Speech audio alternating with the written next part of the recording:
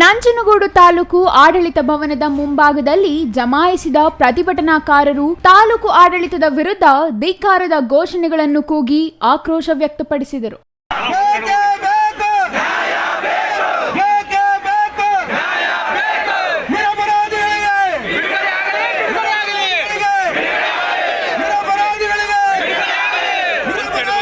ಹಲ್ಲೆರೆ ಗ್ರಾಮದಲ್ಲಿ ನಡೆದ ಘಟನೆ ಖಂಡಿಸುತ್ತೇವೆ ಹಾಗೂ ನಾಯಕ ಜನಾಂಗದವರಿಗೆ ಸೂಕ್ತ ರಕ್ಷಣೆ ನೀಡಬೇಕು, ತಪ್ಪಿತಸ್ಥರಿಗೆ ಶಿಕ್ಷೆಯಾಗಬೇಕು, ನಿರಪರಾಧಿಗಳನ್ನು ಕೂಡಲೇ ಬಿಡುಗಡೆ ಮಾಡಬೇಕು, ಗಲಾಟೆಗೆ ಪ್ರೇರೇಪಣೆ ನೀಡಿದವರನ್ನು ಕೂಡಲೇ ಬಂಧಿಸಬೇಕು. ಈ ಘಟನೆಯನ್ನು ನಿವೃತ್ತ ನಾರಾಯಣ ಮೂರ್ತಿಗಳಿಂದ ಉನ್ನತ ಮಟ್ಟದ ತನಿಖೆಗೆ ಒಳಪಡಿಸಬೇಕು ಹಾಗೂ ಗ್ರಾಮದಲ್ಲಿ ಶಾಂತಿ ಸಭೆಯನ್ನು ನಡೆಸಬೇಕು ಎಂದು ಒತ್ತಾಯಿಸಿದರು.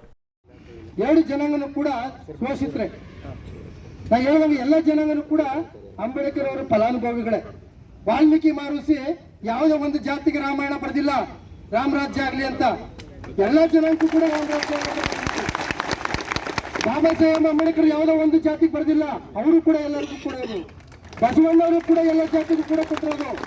ಇವರು ವಿಚಾರಗಳನ್ನು ಜನಕ್ಕೆ ತುಂಬಿ ಅವರ ಮೂರ್ತಿಗಳಲ್ಲ, ಅವರ ಫಲಕಗಳಲ್ಲೆಲ್ಲ ಯಾರನ್ನು ಕೂಡ ಪ್ರೀತಿಸುವಂತ ಗೆಲ್ಲಿ, ಮನಸ್ಸಿನ ಪ್ರೀತಿಸುವಂತ ಗೆಲ್ಲಿ. ಒಬ್ಬ ಮನಸ್ಸಿನೆಲ್ಲ ಕೆಲಸ ಮಾಡಿಸ್ಬೇಕಾದ್ರೆ ಪ್ರೀತಿಯಿಂದ ಮಾಡಿಸಿ, ಬಲವಂತದಿಂದಲ್ಲ. ಶಾಂತಿ ಕಾಪಾಡ್ಬೇಕಾದ್ರೆ ಏನ್ ಮಾಡ್ಬೇಕು ಅನ್ನೋ ಕ್ರಮ ತಗೊಳ್ಳಿ. ಅಧಿಕಾರಿಗಳಾಗಿರ್ಬೋದು, ಆಡಳಿತ ವರ್ಗದವರು ಶಾಂತಿ ಕಾಪಾಡ್ಬೇಕಾದ್ರೆ ಅವ್ರ ಅಣ್ಣ ತಮ್ಮದಿರೋವಾಗ ಏನಾಗಿರ್ಬೇಕು ಅಂತ. ನಾಳೆಗೆ ನಾನು ಹೋಗಿ ಎಲ್ಲರೂ ಆ ಜನಾಂಗನ ಉದ್ಧಾರ ಮಾಡಲ್ಲ, ಅಥವಾ ಹೊರಗಡೆಯಿಂದ ಬಂದವರು ಹೋಗಿ ಆ ಜನಾಂಗನ ಇದು ಮಾಡೋಕ್ಕಾಗಲ್ಲ. ಆ ಜನಾಂಗ ಅಣ್ಣ ತಮ್ಮದಿರಾಗ ಬಾಳ್ಬೇಕಾದ್ರೆ ಅವರೇ ಬಾಳ್ಬೇಕು, ಅವರೇ ಚೆನ್ನಾಗಿರ್ಬರ್ಬೇಕು. ಅದರಿಂದ ಎಲ್ಲರೂ ಕೂಡ ಶಾಂತಿಯುತವಾಗಿ ಬಾಳೋಣ. ನಮ್ಮ ನಡೆ ಶಾಂತಿಯ ಕಡೆ.